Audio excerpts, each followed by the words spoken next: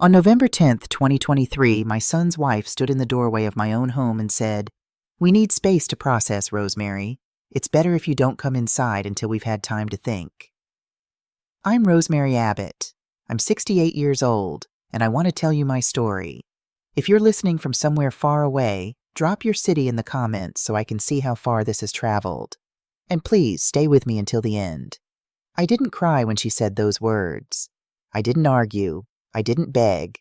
I just looked at my son David standing behind his wife, holding that cardboard box I'd brought over, and I said, "I see." Then I turned around, walked down the porch steps of the house I'd lived in for 39 years, got in my car, and drove away. But that's not where my story ends. That's where it begins. Because what my daughter-in-law Ashley didn't know, what my son had forgotten, was that I am the daughter of a woman who picked cotton in Mississippi in 1955. I am the wife of a man who marched with John Lewis. I am a retired labor and delivery nurse who brought 2,847 babies into this world. And I didn't survive everything I survived to let someone half my age tell me I wasn't welcome in my own home. So I did what any reasonable woman would do. I hired a lawyer, reviewed my documents, and I sold that house right out from under them. But I'm getting ahead of myself. Let me start at the beginning. The house at 847 Laurel Street in Northeast Portland wasn't much to look at when Isaiah and I first saw it in the spring of 1984. The real estate agent, a white woman named Carol, who kept apologizing for the neighborhood, said it had good bones and potential. What she meant was it was the only house in our price range that wasn't falling apart completely. We paid $95,000 for it. That was more than we could afford, but Isaiah said, "Rose, this is it. This is where we raise our family." I remember standing in that empty living room, looking at the water stain on the ceiling, the crooked windowsill, the avocado green carpet that smelled like cigarettes and old dreams, and I said, "Baby, are you sure?" He took my hand. "I'm sure. We're going to fill this house with love and laughter and Sunday dinners. We're going to make this a place where our people feel safe." Isaiah Abbott was an optimist. He was also a structural engineer who'd been told more times than I can count that he should consider another line of work by professors and bosses who couldn't imagine a black man from Mississippi knowing anything about building things. But my husband had hands that understood stress and weight and foundation. And when he said that house had good bones, I believed him. We moved in on June 15th, 1984. David was 3 years old, running through empty rooms, his laugh echoing off bare walls. Isaiah carried me over the threshold even though we'd been married 5 years already, even though I told him it was silly, even though we had boxes to unpack and furniture to move. "We're starting over, Rose," he said. "This is our fresh start." We were the first black family on Laurel Street. The neighbors didn't exactly throw us a welcome party. Someone left a note on our car the second week. "Property values are dropping." I found it under the windshield wiper, written on lined paper in blue pen, not even trying to hide the handwriting. Isaiah tore it up without reading past the first line. "They're scared," he said. "Fear makes people small. We just have to be bigger than their fear." So that's what we did. We painted the house ourselves, Isaiah in overalls, me in one of his old work shirts, David helping with a toy brush. Isaiah chose warm yellows and deep browns. "Colors of the sun and the earth," he said. In the kitchen, he painted a mural on one wall, an African landscape with a baobab tree, golden savanna grasses, and a quote from Maya Angelou in careful script. "You may shoot me with your words, you may cut me with your eyes, but still, like dust, I'll rise." That mural took him 3 months, working evenings after long days at the firm. He'd come home tired, change clothes and paint. Sometimes David would sit on the floor and hand him brushes. Sometimes I'd stand in the doorway and watch my husband turn our kitchen into something beautiful. On warm evenings, we'd sit on the front porch and slowly, so slowly, neighbors started waving. First it was Mrs. Chen from next door, then the Harrison family across the street. Within 2 years, 3 more black families moved onto our block. Isaiah used to joke that we'd integrated the neighborhood one Sunday dinner at a time, because we did have those Sunday dinners, every week. Isaiah's cornbread, my grandmother's collard greens, fried chicken, sweet potato pie. Our house became a gathering place. Church friends, work colleagues, Isaiah's old classmates from Tuskegee, my nursing school sisters. Everyone was welcome at our table. We built that house into a home, not just for us, but for our community. In the backyard, Isaiah planted a magnolia tree. He said it would remind us of the South, the good parts, the parts worth carrying forward. When this tree blooms, he told David, it means we've put down roots. It means we belong here now. That tree is 40 feet tall today. Isaiah died on March 3rd, 2009. He was 60 years old. Heart attack. One minute he was reading the newspaper at the kitchen table, drinking coffee, complaining about some city council decision. The next minute he was slumped forward, the paper crumpling under his weight, coffee spreading across the table like spilled ink. I did chest compressions on my own living room floor while I waited for the ambulance. My husband, whose heart had beat next to mine for 30 years, whose hands had built so much, who'd taught our son how to be a man, I couldn't save him. The funeral was on March 10th at Bethel AME Church. 300 people came. The service lasted 3 hours. When they lowered his casket into the ground at the cemetery, I thought, this is it. This is how my story ends. I'm going to follow him soon. But I didn't. I woke up the next day and the next and the next. The house felt enormous and empty. Every room echoed with absence. I'd walk past the kitchen and see the space where he used to stand. I'd reach for him in bed and find cold sheets. David helped with everything. The insurance paperwork, the bank accounts, the pension forms. He was 35 then, working at a law firm downtown, doing well. He'd come over 3-4 times a week. He'd sit with me on the kitchen table and work through documents while I stared at them without understanding. "Mom," he said one evening in May, "we should think about the house." "What about it?" "Estate planning.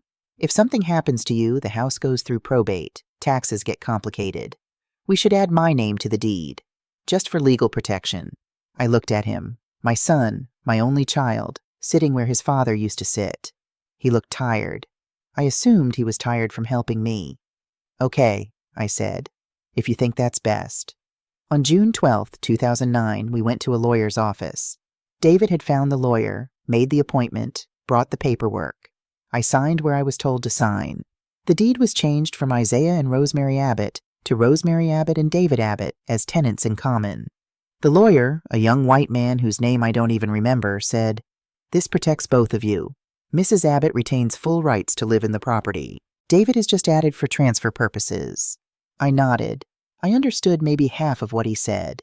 I was still walking through fog then, functioning but not fully present. That summer, I learned how to live alone. I went back to work part-time at the hospital. I volunteered at the community center, teaching young mothers about infant care. I tended Isaiah's magnolia tree. I kept the house exactly as it had been. For 5 years, I lived like that. Quiet, maintained, waiting. Then David met Ashley. She was 33, worked in interior design, blonde hair always perfect, yoga body, the kind of white woman who smiled a lot but whose eyes stayed careful. They got married in November 2014 at a vineyard in Dundee. Beautiful wedding. I sat in the front row wearing the purple suit I'd bought special, watching my son promise forever to a woman I barely knew. "She makes me happy, Mom," David had told me when he announced the engagement. "Isn't that what matters?" "Yes," I'd said. "Yes, of course." In January 2015, they asked if they could stay with me temporarily while they looked for a house. The rental market was crazy, Ashley explained. They were saving for a down payment. It would just be a few months. I said yes. What else was I supposed to say? They moved into the spare bedroom. Within a week, Ashley started helping. "Rosemary, this kitchen is so dark. What if we painted it lighter, more open? These curtains are really dated. I know a place with beautiful linen ones. Do you really need all these photos on the walls? It's a bit cluttered." Each suggestion came with a smile. Each suggestion was phrased as help, but slowly, quietly, my house started changing. The yellow Isaiah had chosen became Mindful Gray by Sherwin Williams. The family photos came down, David's baby pictures, our wedding photo, Isaiah in his Tuskegee graduation gown, replaced by abstract prints Ashley ordered online. The furniture Isaiah and I had picked out together, too heavy, too dark, went to Goodwill. In came mid-century modern pieces, clean lines, neutral tones, and the mural. One Saturday in March 2015, I came home from the library to find Ashley with a paint roller, covering Isaiah's mural with 3 coats of white. I stood in the kitchen doorway and watched the baobab tree disappear, watched the golden grasses turn white, watched Maya Angelou's words vanish under fresh paint. "Ashley," I said quietly, "that was Isaiah's work." She turned, surprised, paint speckled on her hands. "Oh, Rosemary, I'm sorry. I thought you knew. David said it was okay. The kitchen needed freshening up, and this mural was just so specific. Don't worry, we can put up some nice floating shelves instead. Very clean, very now." David came in then. "Mom, don't be upset. It's just paint. The mural was kind of dated, you know? Ashley's right, the space looks better already." I looked at my son.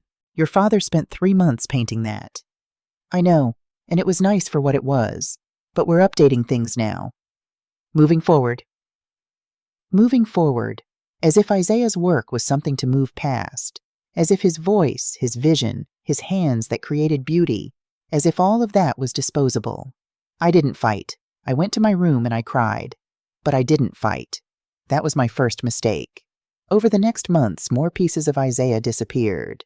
His tools went to a garage sale. His record collection takes up so much space, got donated. His favorite armchair, the one that still smelled like him, got replaced by a modern accent chair in pale blue. "We're not erasing Dad," David said when I mentioned it. "We're just making the house work for all of us." But it wasn't all of us. It was them. I was just living in their renovation. They stayed 6 months, then a year, then 2 years. The temporary became permanent without anyone saying it out loud. They started paying the property taxes, around $5,200 a year, and Ashley began referring to the house as ours. "We really need to fix our roof," she'd say. "Our garden needs work. I'm thinking of redoing our bathroom." Hour. And David said nothing. In 2004, Ashley got pregnant. They had a daughter, my granddaughter, Kennedy Ray Abbott. Born April 15th, 2004. 7 pounds, 3 ounces. Perfect. I thought a baby would change things. I thought it would soften Ashley, help her understand family and legacy and connection to the past. I knitted a blanket using the pattern my grandmother taught me. I bought a rocking chair from an antique store, the same style my mother had rocked me in. Ashley thanked me politely and put both in the garage. "We're doing more of a Scandinavian nursery aesthetic," she explained. "Clean, minimal, gender neutral. When Kennedy started college last year, Howard University, studying African American studies, I thought maybe she'd ask about her grandfather, about our family history. And she did ask, but by then there was almost nothing left in the house to show her." "Where are the photos of Granddad?" Kennedy asked during Christmas break 2022. "In storage," David said quickly. "Why?" "Just easier that way. We have photos on our phones." But we didn't. Or if we did, they weren't displayed, weren't honored, weren't kept alive in daily memory.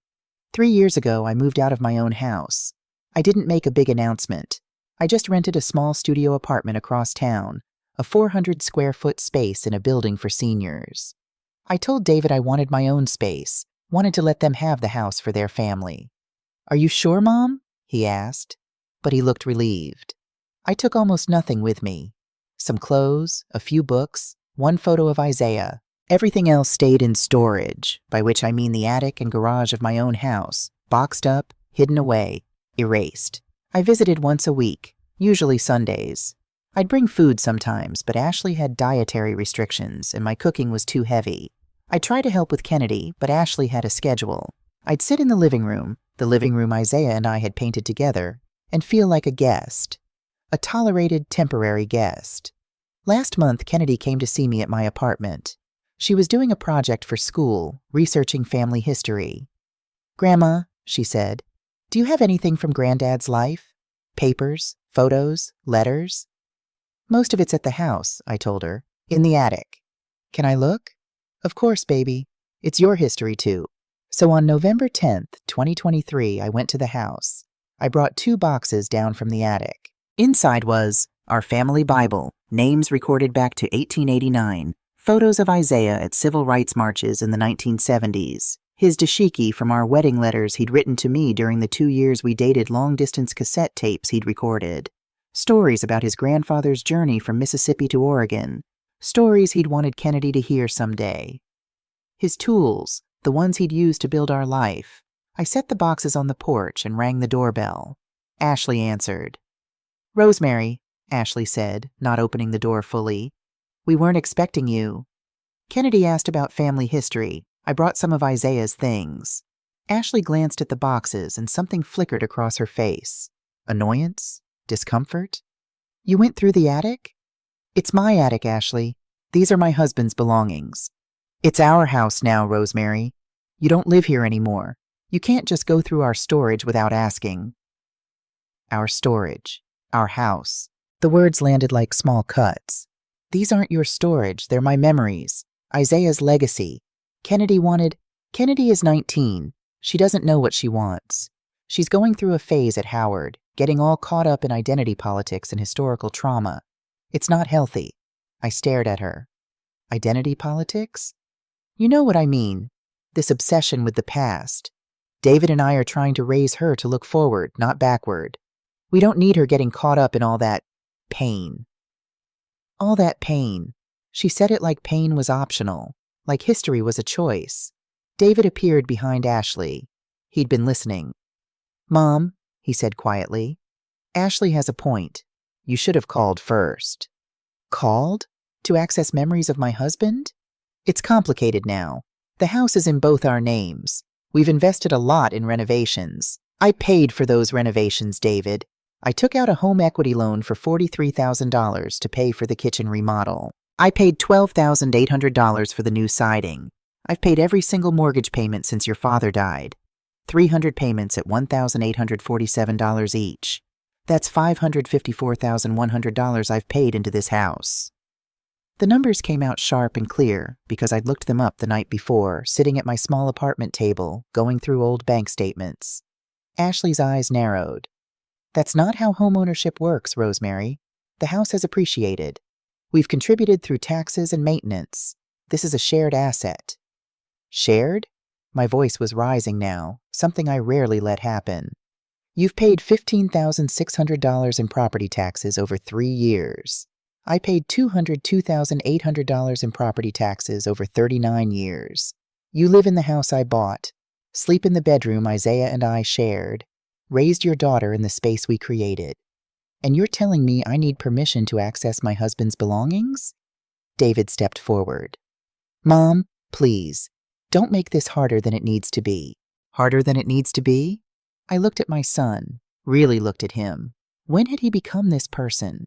When had he learned to speak to his mother like she was a problem to be managed? Ashley crossed her arms. "Rosemary, I think we need to establish some boundaries. This house is David's and mine now. You're welcome to visit, of course, but you need to respect that we have our own lives here. Going through our things, showing up unannounced, bringing out all this old stuff, it's not appropriate." "Old stuff?"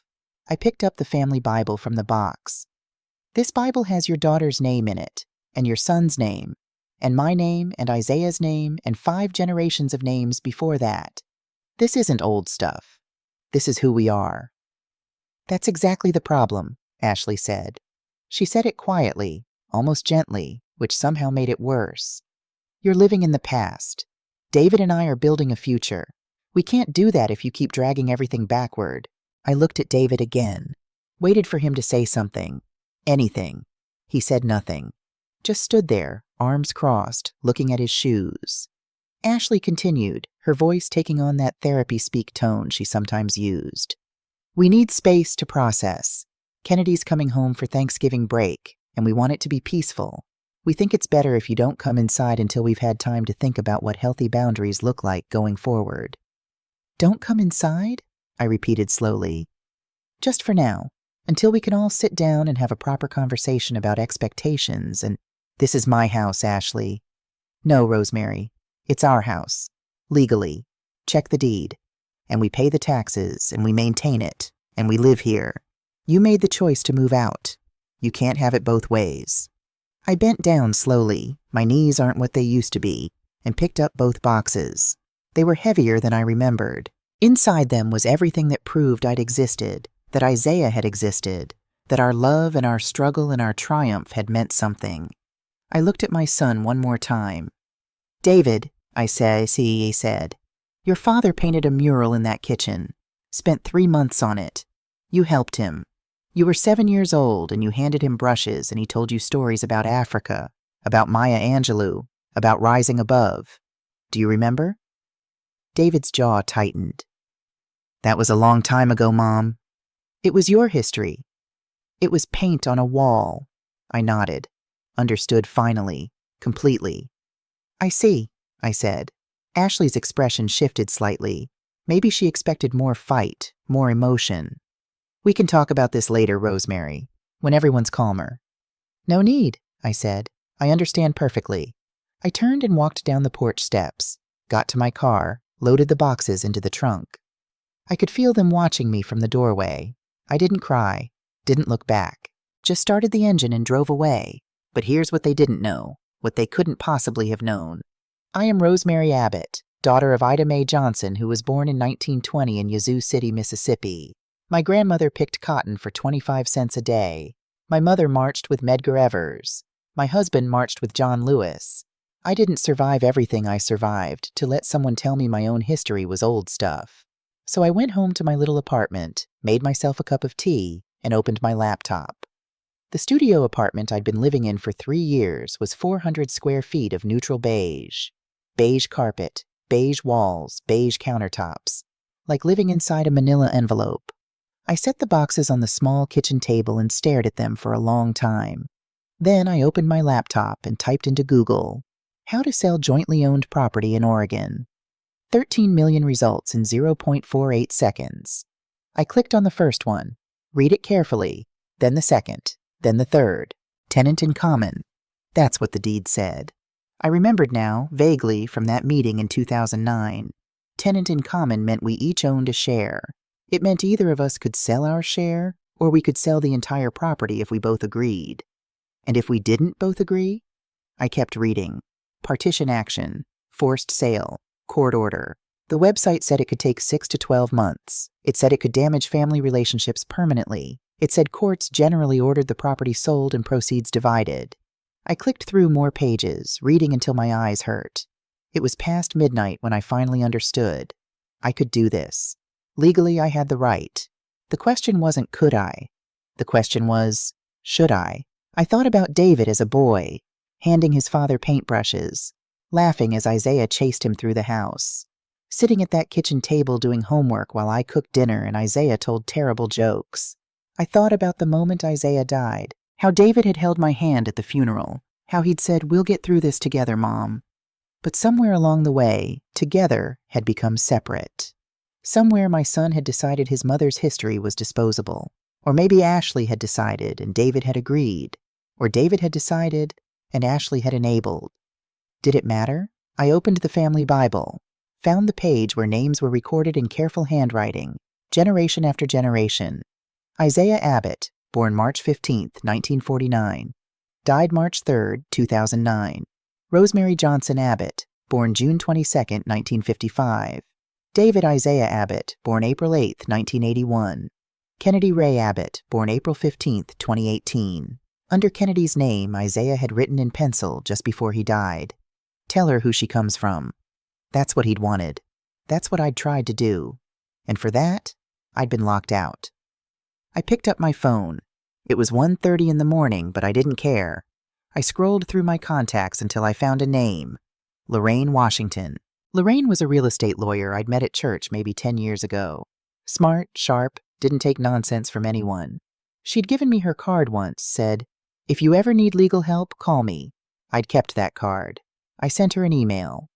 "Dear Lorraine, this is Rosemary Abbott from Bethel AME. We met some years ago. I need legal help with a property matter. It's urgent. Can we meet?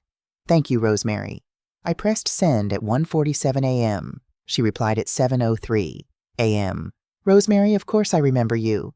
My office, 2 p.m. today? Here's the address. Lorraine." Lorraine Washington's law office was in a small building on Martin Luther King Jr. Boulevard. Second floor, large windows, walls covered with civil rights photos and framed degrees from Howard Law School. Lorraine herself was maybe 55, natural hair and locks, glasses on a beaded chain, wearing a purple blazer and the kind of expression that said she'd heard everything and wasn't easily shocked. "Rosemary Abbott," she said, standing to shake my hand. It's good to see you, though I'm sorry it's under difficult circumstances. Sit down, honey. Tell me everything. So I did. I told her about Isaiah's death, about the deed change, about David and Ashley moving in, about the slow erasure of everything Isaiah and I had built, about the mural, the furniture, the photographs, about the incident on November 10th. Lorraine listened without interrupting. She took notes on a yellow legal pad. When I finished, she sat back and looked at me carefully. First question, she said. What do you want? Do you want the house back? Do you want David out? Do you want to force a sale? Do you want money? What's your goal here?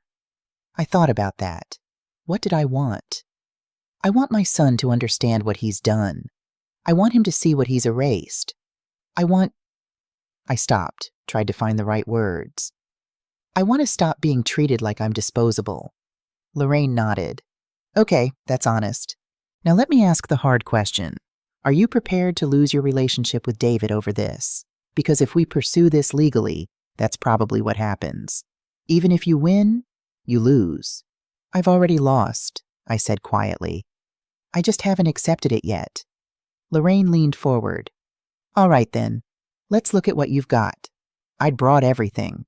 Bank statements going back to 1984, the original mortgage papers, receipts for repairs and renovations, property tax records, the home equity loan documents, the deed from 2009. Lorraine spread it all out on her conference table and spent an hour going through it. She made calculations on a calculator, cross-referenced dates, made more notes. Finally, she looked up. Rosemary, you have a very strong case. Let me break it down. 1. You and Isaiah purchased the property in 1984 for $95,000. You made the down payment of $19,000 from your savings. 2. You've paid every single mortgage payment for 39 years. That's $554,100 in payments alone, not counting interest. 3. You've paid $202,800 in property taxes over 39 years. 4. You paid for all major renovations. I'm seeing $43,000 for the kitchen, $12,800 for siding, $8,400 for the roof. In 2011, $6,200 for plumbing in 2016. That's $70,400 right there. 5.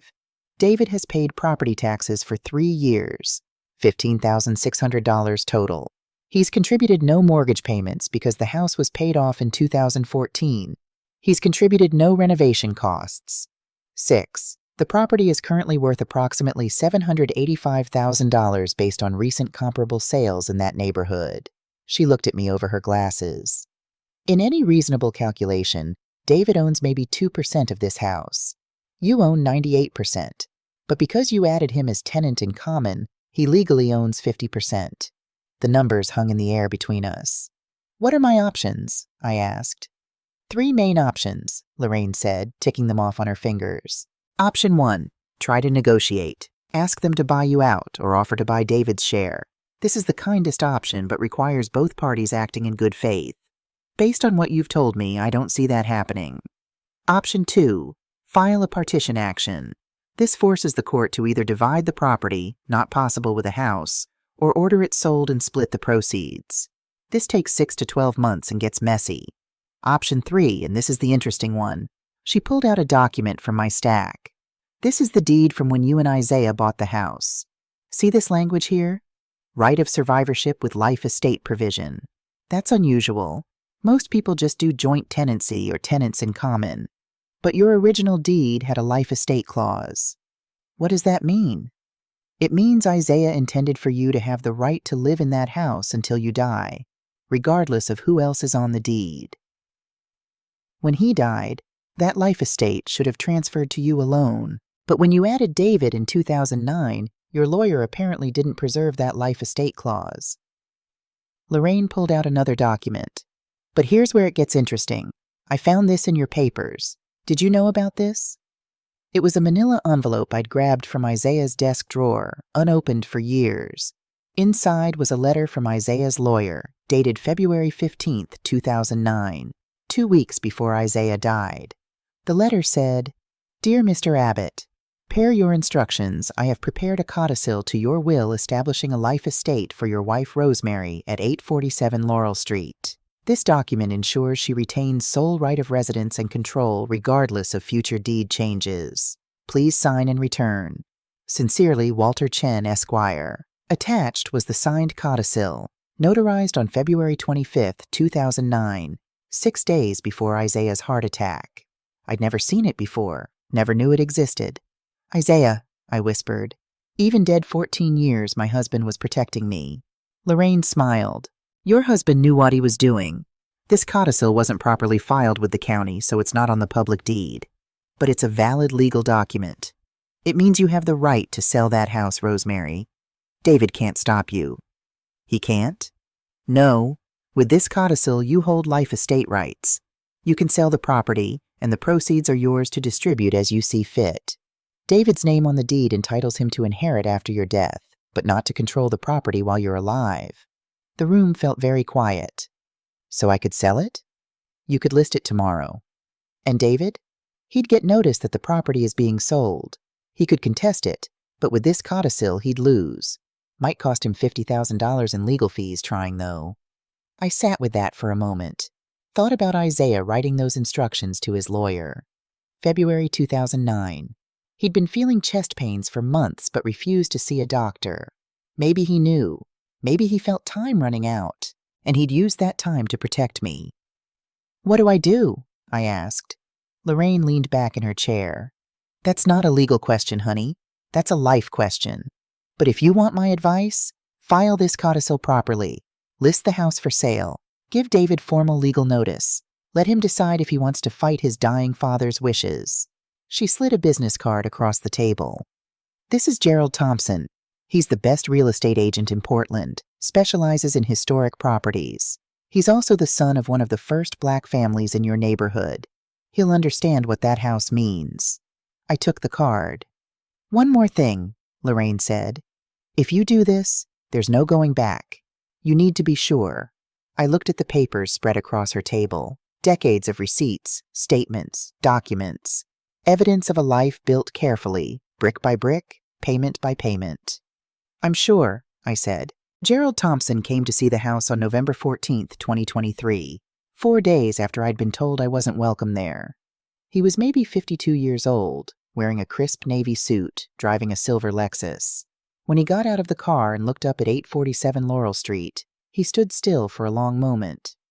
Mrs. Abbott, he said, shaking my hand. I remember this house. My father, Thomas Thompson, used to bring me here when I was a boy. Your husband Isaiah helped us when we first moved to Portland in 1986. My dad had just opened his accounting firm, and people weren't exactly lining up to hire a black CPA. Isaiah sent him clients, vouched for him. I remember your father, Isaiah said. Good man. The best.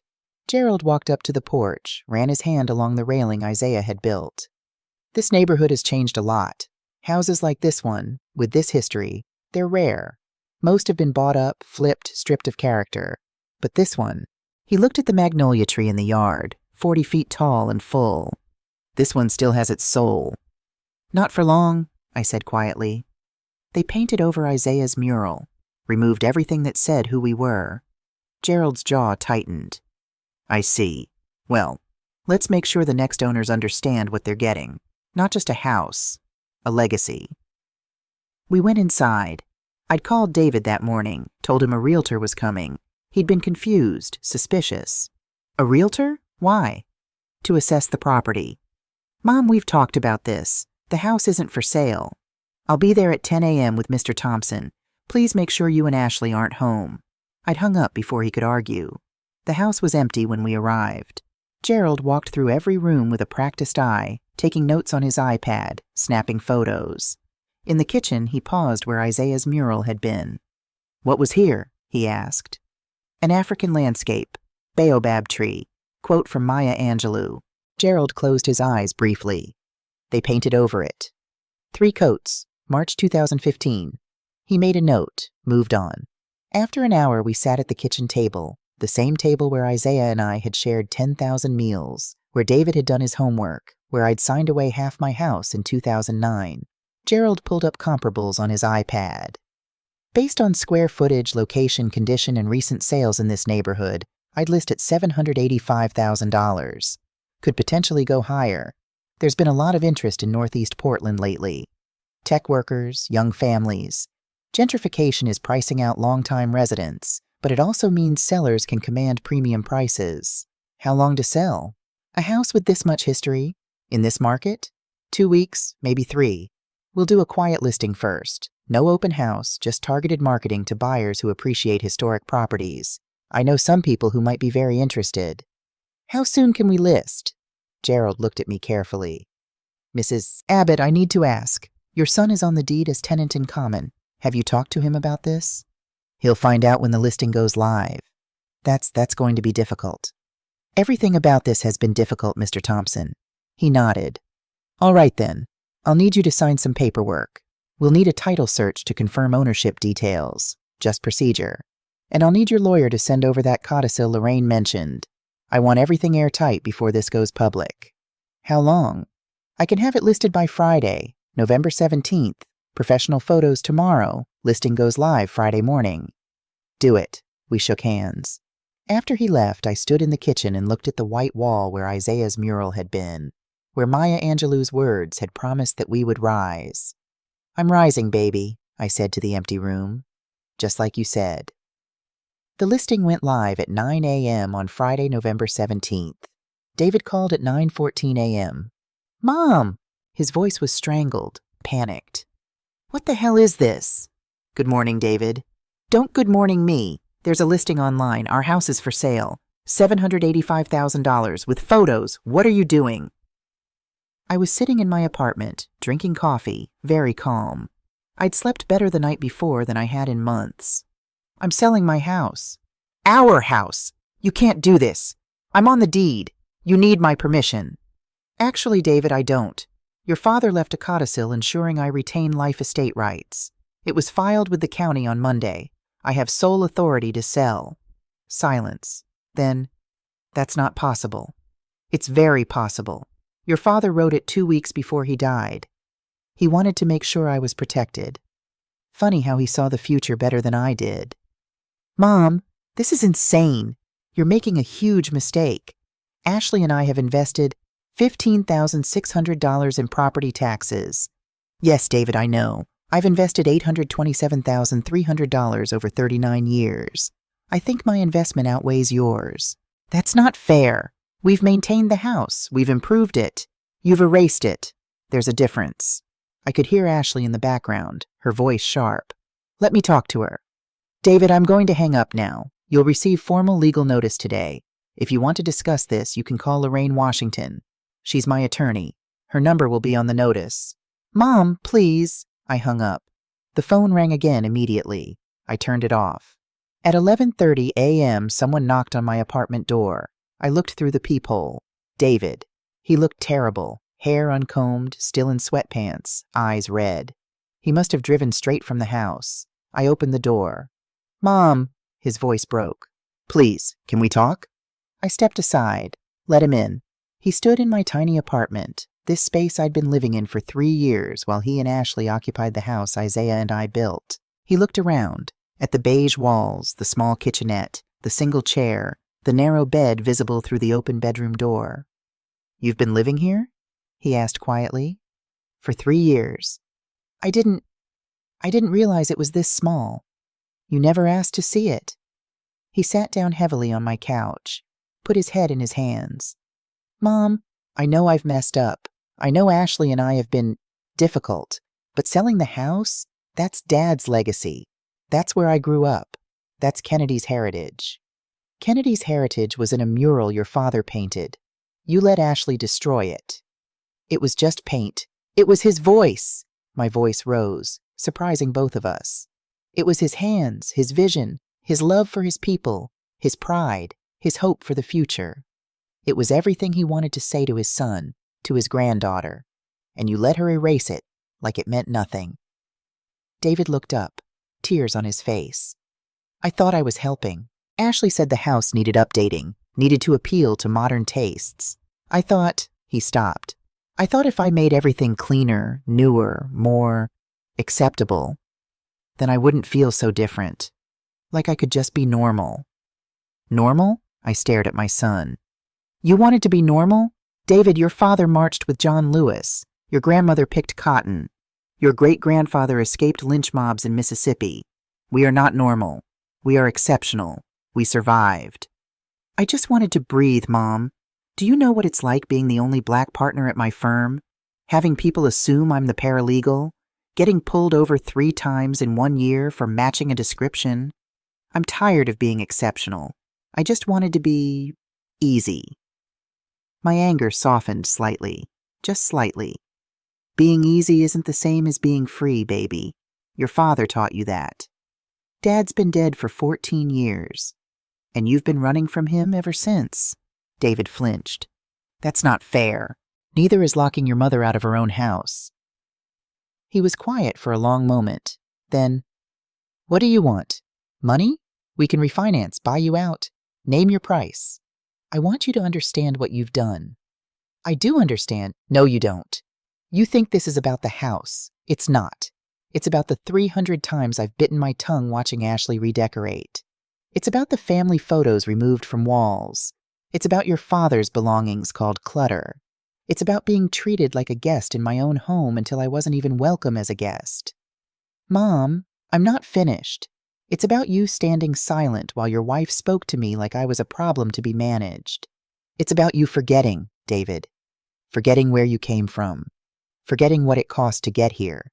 Forgetting that freedom isn't free, and houses aren't just buildings. They're promises kept. David was crying openly now. I'm sorry. God, Mom, I'm so sorry. I know you are. But sorry doesn't repaint that mural. Sorry doesn't bring back your father's tools or his records or his chair that smelled like him. Sorry doesn't give Kennedy the heritage you tried to erase. So you're selling the house to punish me? No, baby. I'm selling it to save myself. Ashley came alone the next day. Saturday morning. She knocked softly, waited. I almost didn't open the door, but something in her posture, shoulders slumped, no perfect yoga outfit, just jeans and an oversized sweater, made me pause. Rosemary, she said when I opened the door. Can I please talk to you? I let her in. She sat on my couch, clutching a canvas bag. She looked tired, older somehow. No makeup, hair in a messy bun. I brought something, she said. She opened the bag and started pulling out items. Isaiah's tools, his record collection, the family photos that had disappeared from the walls, his favorite coffee mug, the quilted throw his mother had made. Photo albums I thought were lost. I didn't throw them away, Ashley said quietly. I stored them. In the garage, in labeled boxes. I told David they were gone, but I kept them. I think I knew even then that what I was doing was wrong. I stared at the items spread across my coffee table. Evidence of my life with Isaiah. Things I thought were lost forever. Why? I asked. Ashley was quiet for a long time. Then, my mother disowned me when I married David. I hadn't known that. She said I was betraying my race, betraying my family. She said David would never really accept me, that black men only marry white women to prove something, that our children would be confused and rootless. Ashley's voice was shaking. She said I was erasing myself to be with him. And I thought she was wrong. I thought love was enough. But then I started noticing things. The way people looked at us. The way David's colleagues ignored me at firm events, or worse, asked me inappropriate questions about our relationship. The way strangers felt entitled to comment on our marriage, our daughter. She wiped her eyes. I started feeling like I had to prove something, that we were normal, that we fit. So I started erasing things, making the house look like it could belong to anyone, neutral, safe. I thought if I could just make everything look acceptable enough, polished enough, then people would stop questioning whether we belonged together. So you erased Isaiah. I erased everything that felt too specific, too black, too different. And David let me because he wanted the same thing. He wanted to blend in. We were both running from something. Me from my mother's racism, him from his own identity. And we turned your house into a monument to nothing. I looked at this white woman sitting in my apartment, crying. Part of me wanted to stay angry, but another part, the part that had delivered 2,847 babies, that had held thousands of mothers through their pain, recognized genuine remorse when I saw it. What changed? I asked. Kennedy came home crying 3 weeks ago. A boy at Howard called her an Oreo, black on the outside, white on the inside. She didn't know how to respond because she didn't know her own story. I realized I'd helped create that emptiness in her. Ashley reached back into her bag and pulled out a manila folder. I found these in David's old college trunk.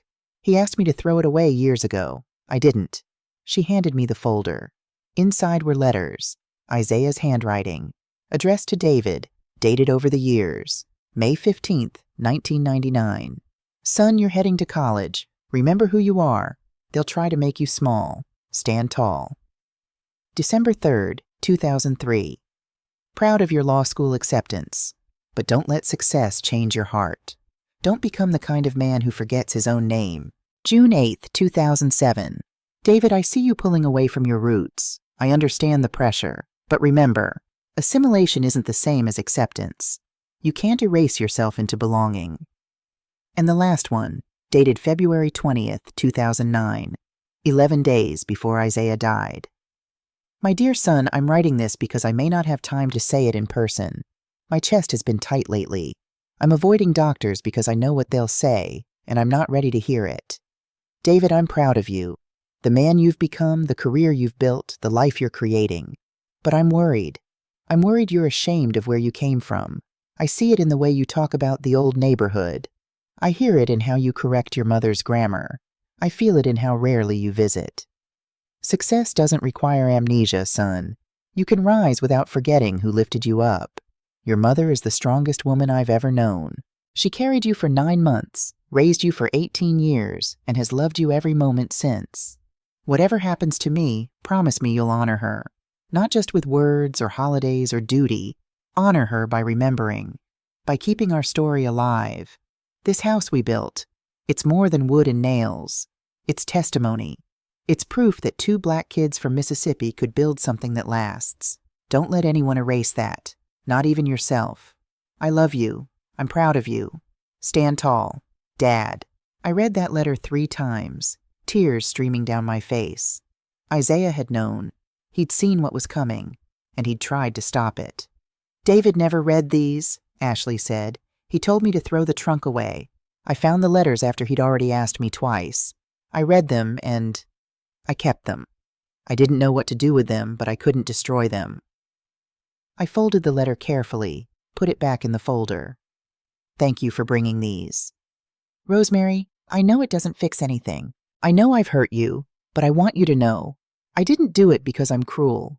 I did it because I'm broken, and I broke your family while trying to fix my own brokenness. We sat in silence for a while. Finally, I asked, "What do you want me to do, Ashley?" I don't know. I needed you to know the truth. That I'm not a villain.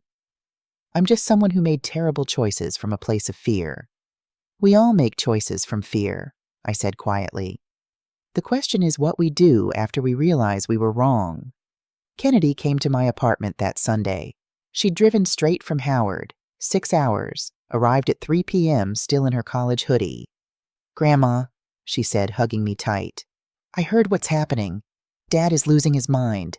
Mom is crying all the time. What's going on? I made her tea, sat her down, told her everything. When I finished, Kennedy was quiet for a long moment. Then, "Can I see them?" "See what, baby?" "The things in the boxes. Granddad's stuff." I brought out the boxes. Kennedy went through them slowly, reverently, touched the family Bible, traced the names with her finger, looked at photos of Isaiah in his dashiki, held his tools like they were holy relics. "I've been doing research for my thesis," she said, "about black families in Oregon, the Great Migration, how people like Granddad's family came west looking for freedom and found," she gestured vaguely, "different struggles." She pulled out her laptop, opened a document. "I found records of your family, Grandma. Your great-great-grandmother, Ida Mae Johnson. She was born enslaved in 1863 in Yazoo City, Mississippi. She lived until 1942. I found her in the 1870 census, age 7, listed as black, freed. I found her marriage certificate from 1881. I found land records showing she and her husband owned 12 acres by 1895. Kennedy's eyes were bright with tears. She survived slavery. She bought land. She built something. And nobody told me. Nobody told me I come from that. Your father wanted you unburdened. Unburdened? Kennedy's voice rose. Grandma, I've been walking around feeling like I don't belong anywhere. Not white enough for white spaces, not black enough for black spaces. Do you know how many times I've been asked to prove I'm black enough? To demonstrate my authenticity? Baby, I needed this. She gestured to the boxes. I needed to know that my great-great-great-grandmother survived the worst thing humans can do to each other and still bought land. I needed to know that Granddad marched for civil rights. I needed to know that you and he built something real in a city that didn't want you here. I needed to know I come from fighters. She was crying now, angry tears. Dad erased all of this because he was ashamed, and I grew up empty because of his shame. He was trying to protect you. From what? From being proud? From having roots? Kennedy shook her head. That's not protection, Grandma. That's theft. There was a knock at the door. David. He stood in the doorway, saw Kennedy sitting with the boxes spread around her, saw both of us crying. Kennedy, he said quietly, I've been calling you. I know. We need to talk about this. No, Dad. You need to listen. Kennedy stood up, faced her father. I've been struggling for 2 years at Howard, feeling like an imposter. Like I'm not really black because I didn't grow up with black culture, black traditions, black stories. I thought something was wrong with me. But it's not me, Dad. It's you. Kennedy, you were ashamed. Of Granddad, of Grandma, of where you came from. So you erased it. You painted over murals and threw away photos and told me the past didn't matter. You made me rootless because you were running. David's face crumpled. I was trying to give you an easier life. Easier? Kennedy's voice was fierce. Dad, I've spent 2 years in therapy trying to figure out who I am. That's not easier. That's devastating. She picked up Isaiah's last letter, the one he'd written 11 days before he died. Did you ever read this? David stared at the letter. No. Read it. Now. She handed it to him. We all stood there in my tiny apartment while David read his father's final words to him. When he finished, he was shaking. He knew, David whispered. He knew I was running. And he asked you to stop, Kennedy said. 14 years ago, he asked you to honor Grandma, to keep the story alive. And you didn't. You did the opposite. David looked at me. Mom, Read it again, David, I said quietly. Read the part about erasing yourself into belonging. He read it silently. When he looked up, something had broken open in his face. I've been so stupid. Yes, I said. You have. Can you ever forgive me? I don't know yet. Ask me after you figure out how to fix this. We stood there, 3 generations of Abbott women and 1 man who'd forgotten who he was, surrounded by boxes of evidence that said, we were here, we mattered, we survived. And for the first time in years, I saw my son really see what he'd done. Gerald Thompson called on Monday morning, November 20th, exactly 1 week after the listing went live. Mrs. Abbott, he said, and I could hear excitement carefully controlled in his voice. I have something unusual. Can you come to my office this afternoon? I arrived at 2 p.m. Gerald's office was filled with sunshine, walls covered with photos of historic Portland homes, many of them in northeast neighborhoods like mine. We've had 3 offers, Gerald said, spreading papers on his desk, all within $10,000 of asking price. But there's a 4th offer I want you to consider. It's different. He handed me a folder with a logo I didn't recognize. The Black Cultural Heritage Foundation of Oregon. They're a nonprofit, Gerald explained. Founded 5 years ago by Dr. Patricia Moore. She's a historian at Portland State, specializes in Black Oregon history. They preserve sites significant to Black communities. They've saved 3 buildings so far, the old Williams Avenue YMCA, the Pullman Porter Union Hall, and a boarding house that sheltered refugees during the Great Migration. I opened the folder.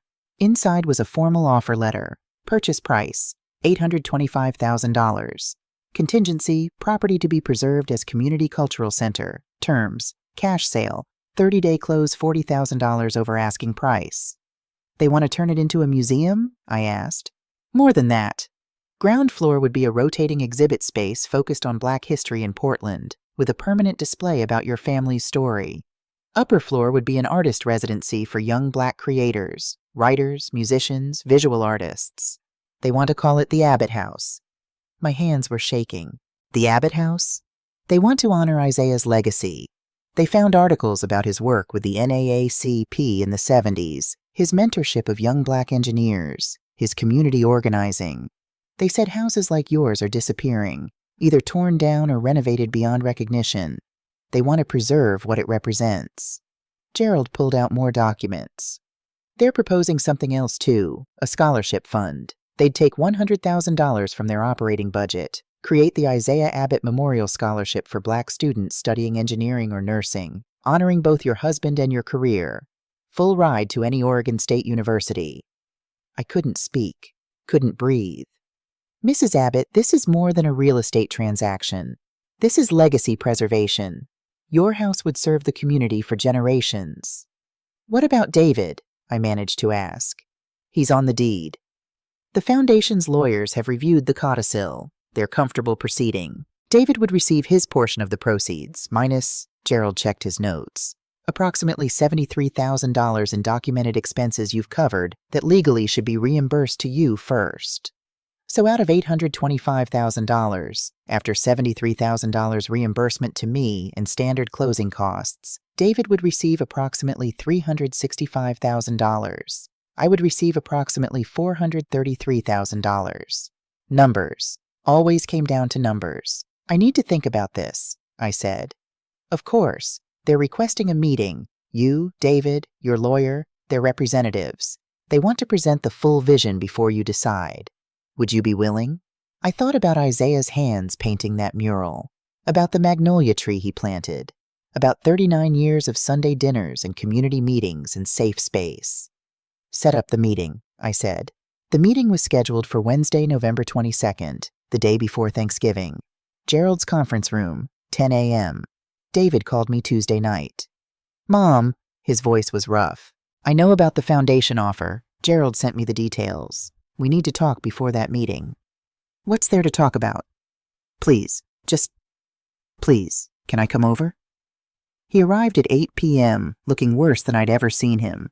Thin. When had he gotten so thin? Dark circles under his eyes, hands shaking slightly as he sat on my couch. Mom, I need to tell you something. The way he said it made my stomach drop. I have cancer. The room tilted. What? Colon cancer. Stage 2. I was diagnosed 6 months ago, May 15th. I've been doing chemotherapy at OHSU every 2 weeks. That's why Ashley's been so... He gestured vaguely. She's been trying to hold everything together while I fall apart. I stared at my son, my only child, the baby I'd carried, birthed, raised. 6 months? David, why didn't you tell me? Because you and Dad were always so strong. You survived everything. Racism, poverty, Dad's death. You're like steel, Mom. Unbreakable. His voice cracked. And I'm not. I got diagnosed with cancer at 42, same age Dad was when he had his first heart attack. I felt like I was failing, like I couldn't measure up. So you just didn't tell me? I couldn't. Every time I tried, I'd see you looking at me with those eyes, the same eyes that watched Dad die. I couldn't be the one to put that pain back in your face. Tears were streaming down his cheeks now. And Ashley, God, Ashley tried so hard. She kept saying we needed to make new memories before maybe there wasn't time. That's why she pushed all the renovations. That's why she wanted the house to look fresh and hopeful. She was trying to paint over death. I moved to sit beside him, took his 2 thin hands in mine. Baby, why didn't you trust me with this? Because I was ashamed. Ashamed that I got sick. Ashamed that I let you down. Ashamed that I erased Dad's legacy while I was literally dying from the same kind of disease that kills Black men at twice the rate it kills white men. He looked at me. Did you know that? Colon cancer mortality rates for Black men are twice as high. I researched it after diagnosis. We die from this. Because we don't get screened early enough, don't get treated fast enough, don't have the same access. Oh, David. Dad died at 60.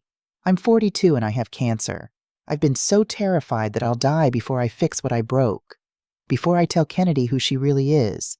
Before I tell you I'm sorry. Really sorry. Not just words, but action.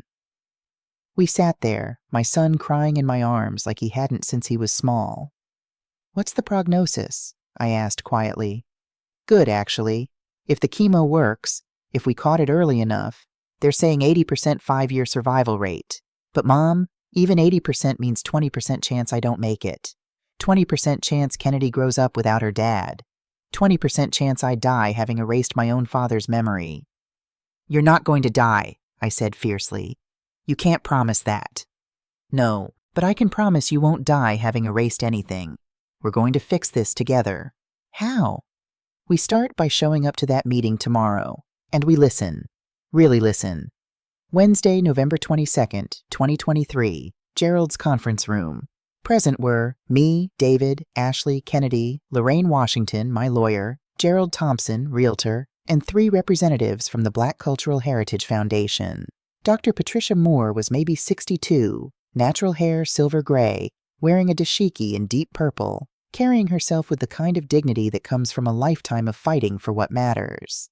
With her were Marcus Williams, Foundation Board Chair, retired teacher, and Jennifer Chen, architect and preservation specialist. Mrs. Abbott, Dr. Moore said, shaking my hand with both of hers. Thank you for meeting with us, and you must be David. Kennedy, Ashley. This is a family decision, so I'm glad you're all here. We sat around the conference table. Doctor. Moore opened her laptop, pulled up a presentation. Let me tell you what we see when we look at 847 Laurel Street, she began. For the next 30 minutes, she walked us through their vision. Ground floor, main gallery, rotating exhibits on Black Oregon history, permanent Abbott family room, photos, documents, Isaiah's tools, the family Bible, interpretive panels about the Great Migration, civil rights work, community building, community space, meetings, workshops, gatherings, just like Isaiah and Rosemary had hosted. Small cafe, run by local Black-owned business, upper floor. 3 artist residencies, 6-month terms, free housing for emerging Black creators, asterisk, small library, oral histories, genealogy resources, archival materials. Kennedy's documentary project would be the first exhibit exterior. Magnolia tree preserved with memorial plaque. Garden restored with heritage plants. Isaiah's mural recreated on exterior wall by local Black artist programming. Free genealogy workshops for community members. Youth programs teaching Black history. Elder storytelling circles. Annual Isaiah Abbott Day celebrating community builders. Dr. Moore clicked to the budget slide. Purchase price, $825,000. Renovation budget, $400,000. Grants already secured. Operating endowment, $200,000. Scholarship fund, $100,000. Initial growing annually. Total project investment, $1,525,000. We're not buying a building, Dr. Moore said, looking at each of us. We're preserving testimony. We're honoring legacy. We're creating space for future generations to understand that they come from people who built something real. Kennedy was crying. Ashley was staring at the renderings of the restored house. David sat very still. Dr. Moore turned to David. Mr. Abbott, your father was a mentor to many young Black engineers. We've interviewed 7 of them. They all said the same thing. Isaiah Abbott made them believe they belonged in spaces that tried to exclude them. That's a legacy worth preserving. She clicked to a slide showing quotes from Isaiah's mentees. Isaiah taught me that excellence isn't about fitting in. It's about standing out with purpose. James Crawford, civil engineer. When I wanted to quit engineering school because I was the only Black student, Isaiah told me, they need you more than you need them. Stay. I stayed. Angela Reeves, structural engineer. David's hands were shaking. Dr. Moore continued. We know this sale is complicated. We know there's family pain here. But here's what we're proposing. The Abbott House becomes a place where what happened to your family, the erasure, the forgetting, the shame, doesn't happen to other families. Where children learn their names, their stories, their worth. She looked at me. Mrs. Abbott, you and Isaiah built something that mattered. Let us help it keep mattering. Lorraine spoke up. Dr. Moore, what's the foundation's position on the sale proceeds distribution? We defer to the family. This is their decision. I looked at David, at Ashley, at Kennedy. I have a proposal, I said, if everyone agrees. I pulled out a document I'd had Lorraine prepare. Here's what I'm proposing. 1. Sell to the foundation for $825,000. 2. After $73,000 reimbursement to me for documented expenses and standard closing costs, remaining proceeds are approximately $730,000. 3. Distribution as follows: 40% to me, $292,000, 30% to David, $219,000, 30% to Kennedy's Educational Trust, $219,000. 4. David serves on the foundation board, helps develop programming, tells Isaiah's story. 5. Ashley volunteers 200 hours over 2 years helping with community outreach and education programs. 6. Kennedy's documentary becomes the first featured exhibit. 7. I serve as community advisor, help shape elder programming. I looked at David. You get money, but more important, you get purpose. You honor your father. You give Kennedy her heritage. You turn erasure into restoration. David was crying. Mom, that's too generous. After what I did. This isn't about what you did. It's about what we do next. Ashley spoke quietly. Rosemary, I don't deserve. No, you don't. But Kennedy does. And sometimes we do things not because people deserve them, but because it's right. Kennedy stood up, walked to the window, looked out, then turned back. Can I say something? Her voice was steady, clear. I've spent 2 years feeling lost, feeling like I didn't belong anywhere. I thought something was wrong with me. But standing here, hearing about what Granddad built, what Grandma protected, what this house could become, I realized I wasn't lost. I was just waiting to find my way home. She looked at David. Dad, you can't undo the past, but you can build the future, and I need you alive to do that. So say yes. Say yes so we can start healing. Say yes so when people ask me where I come from, I can bring them to the Abbott house and show them. David looked at me. Mom? It's your choice, baby, but choose wisely. Choose like your father would want you to. Dr. Moore spoke gently. Mr. Abbott, I should mention, we've also allocated funding for cancer support programs specifically for Black men. Screening, treatment assistance, survivor support groups, the Isaiah Abbott Health Initiative. If you agree to the sale, we'd like you to help lead that program. Use your story to save others. David closed his eyes. When he opened them, they were clearer than I'd seen them in years. Okay, he said. Yes, let's do it. We signed papers on December 15th, 2023. Lorraine's office, everyone present. When it was done, when the house was officially sold, Dr. Moore handed me a check for $292,000. I looked at it for a long moment. Then I did something I hadn't planned, something that came from a place deeper than planning. Dr. Moore, I said, I'd like to add a condition. Of course. I'm donating $200,000 of my portion back to the foundation, specifically for the Isaiah Abbott Health Initiative, for cancer screening and treatment support for Black men. The room went silent. Mom, David started. No, listen. Your father died of a heart attack at 60 because he was afraid of doctors, afraid of missing work, afraid of being seen as weak. You got diagnosed at 42 and didn't tell me for 6 months because you were ashamed. How many other Black men are dying because they're afraid or ashamed or can't access care? I looked at Dr. Moore. I want that $200,000 to save lives, real lives. I want screenings in barbershops and churches. I want treatment funds for men who can't afford it. I want support groups where men can be honest about being scared. David was sobbing now. Dr. Moore's voice was thick with emotion. Mrs. Abbott, that's extraordinarily generous. It's not generous. It's necessary. David stood up, walked to me. Mom, I can't. You can. You will. You'll live, David. And you'll help other men live too. He pulled something from his pocket. A check. Then I'm adding $50,000 from my share. Kennedy stood. And I'm adding $25,000 from my trust. Ashley whispered. I'll match Kennedy. $25,000? Dr. Moore was crying now. That's $300,000 total for the health initiative. Do you understand what you've just done? How many lives you'll save? No, I said, but I know my husband would approve. March 3rd, 2024, 15 years to the day after Isaiah died. The Abbott house opened to the community. I stood on the front porch, my porch, our porch, now everyone's porch, and watched people stream in. Neighbors from 1984 who remembered when Isaiah and I first moved in. Young families with children. Howard University students who'd heard about Kennedy's documentary. Local historians. Teachers bringing field trips. Elders looking for genealogy help. The magnolia tree was in full bloom, 40 feet of white flowers against blue sky. Beside it stood a bronze plaque. Isaiah Abbott Memorial Tree planted 1985. Still like dust I'll rise. Maya Angelou. Inside, the house had been transformed but not erased. The kitchen where Ashley had painted over Isaiah's mural now had a window to a courtyard where the mural had been recreated on a 20-foot exterior wall, even more beautiful than the original.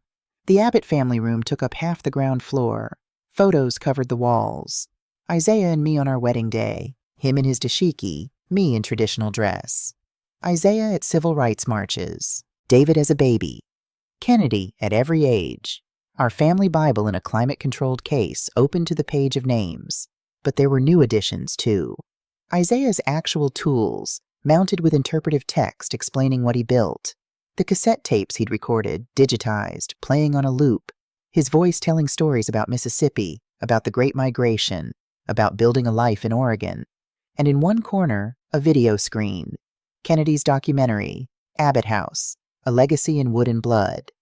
I watched strangers watch my granddaughter tell our story, watched them cry at the part about Isaiah's death, watched them cheer at the part about the house being saved. David found me there. He was thinner than he'd ever been. Chemo was brutal, but he was here, alive, fighting. Mom, he said, thank you. For what? For not giving up on me, for fighting, for remembering. I took his hand. Baby, I'm your mother. That's what we do. Kennedy ran up, breathless, beautiful. Grandma! There's a woman here who says Granddad helped her father get his first engineering job in 1978. She brought photos. Ashley was behind her, wearing a volunteer badge, looking more relaxed than I'd seen her in years. Rosemary, we need you in the genealogy room. Someone's trying to trace their family back to Mississippi, same town as your grandmother. They're hoping you might know something. This was what it was for. That evening, we had a private family dinner at my apartment, small, crowded with 5 of us. I'd made cornbread using Isaiah's recipe. Collard greens my grandmother taught me. Sweet potato pie.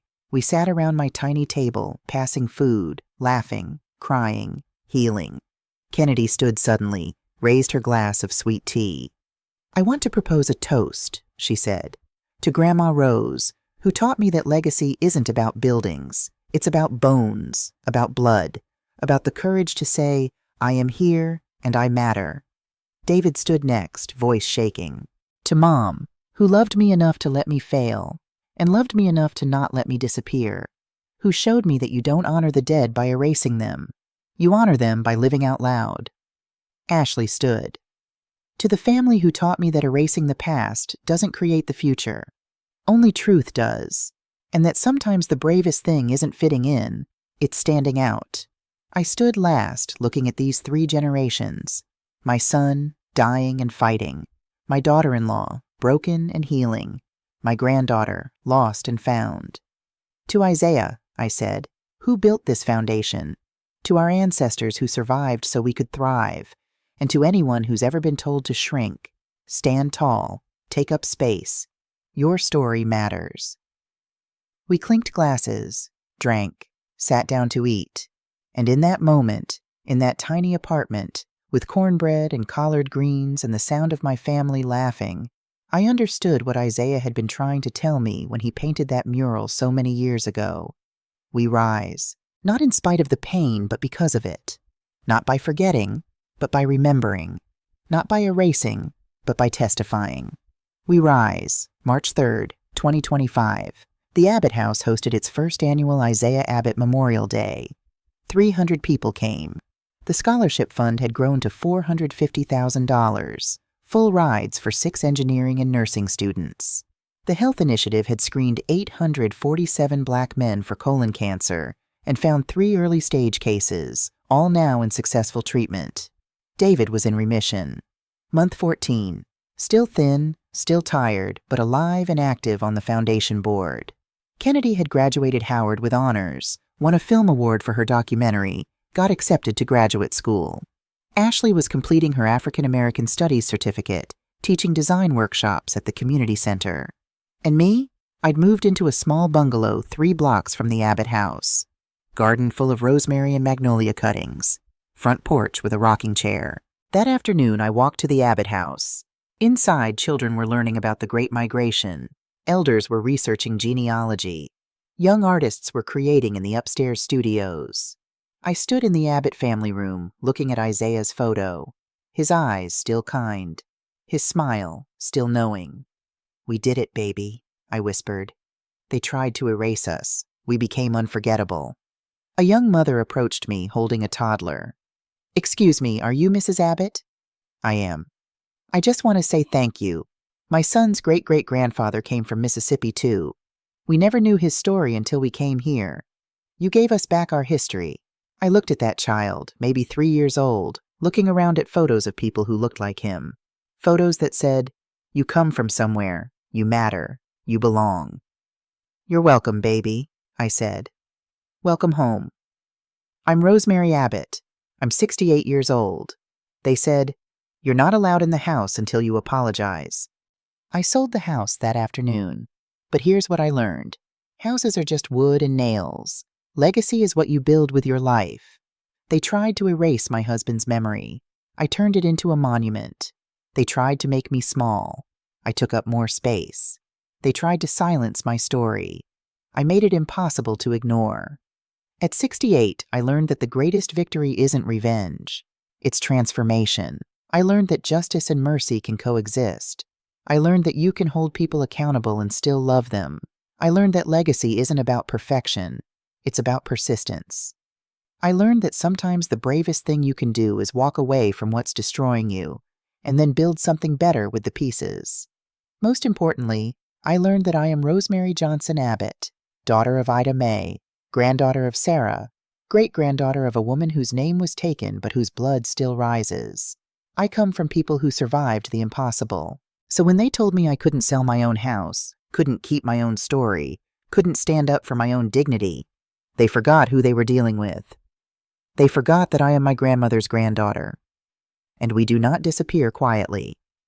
Now, if you're sitting somewhere thinking you're too old, too tired, too powerless to stand up for yourself, let me tell you something. You are never too old to reclaim your dignity. You are never too tired to tell your truth. You are never too powerless to change your story. The house that raised me is now raising others. And me? I'm sitting on my porch, drinking sweet tea, watching the sunset, knowing that everything I survived meant something. That's my story, and I hope it travels far.